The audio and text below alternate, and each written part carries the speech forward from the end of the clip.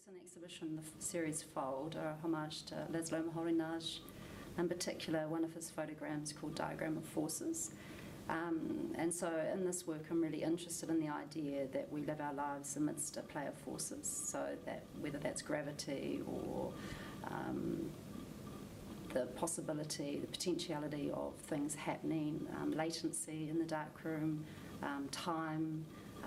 the fact that we're in this sort of cyclical thing, we're sort of heading, changing seasonal aspects of time as well. So the idea that we're living within this play of forces, but also interested in the complexity of time and also the materiality of the photograph. So working with the actual photograph as an object. And as a photographer,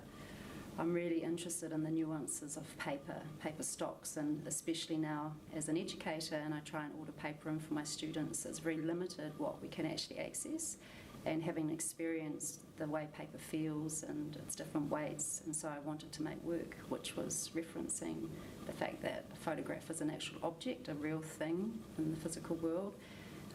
that's imbued with time, as we are, and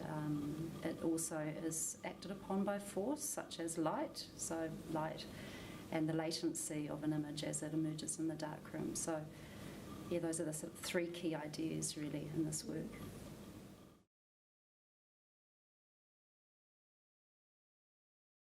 So as part of my process and my interest in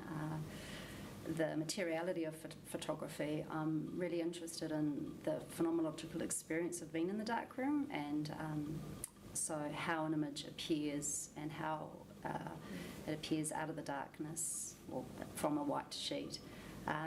and also the sort of temporal spatial qualities that are different when you're working in the darkroom. So my process was to play rather than to, take an object and just place it and shine light down on it.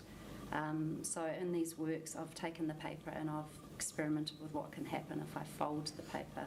and project light onto it. But in the process of folding the paper, I'm allowing the paper to move so that it's imbued with time, because I don't believe that it's discrete, that there's this singular sort of moment, and that's what I'm wanting to capture. So when I'm in the darkroom, when I'm making photographs, I feel like time slows down. It's a very, very fluid, and I don't feel like it is as it is when I'm outside of the darkroom, so I'm wanting to capture it in the work. So with these photographs, I've taken fibre-based paper and I've wet the paper, and then I have folded it really tightly and exposed it to light and allowed it to move during that process, a little bit like an accordion sort of breathing out. And it's this work, this idea came about sort of this more ordered way of making. Initially I was making work in homage to László Moholy-Nagy, and his photograph Diagram of Forces was a crumpled piece of paper. And so in these works I'm experimenting with what happens with order and folding, and order that sort of turns into disorder just through that process.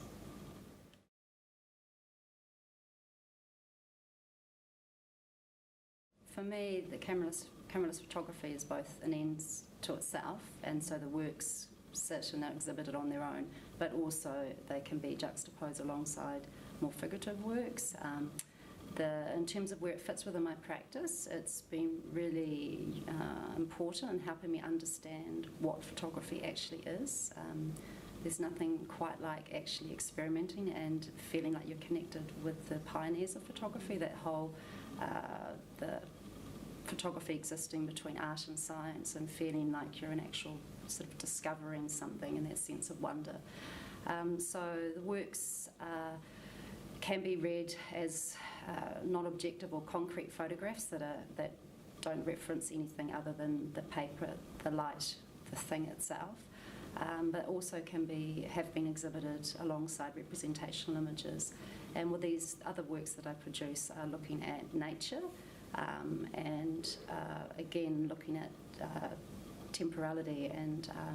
in particular what I'm interested is in the phenomenological idea that we're all in the process of becoming, and that nothing is static, that everything is moving, very much like Lye and Moholy-Nagy, who believe that we're in this continual play of forces or perpetual motion. So when they've been exhibited alongside more figurative works, and again images of nature, but also more abstract photographs which look like they're from constellations or astronomical objects, they're used as a sort of a counterpoint or a pause in a sentence to make you pause and reflect and consider the act of experiencing, so to try and allow the viewer to think about the process of moving and how the photograph changes as you view it from different positions, because it's very sculptural, the works are very sculptural, and then that allows you to look at the more two-dimensional photographs, which may be representational, but you look at them in a different way. So it's like shifting your lens. Yeah.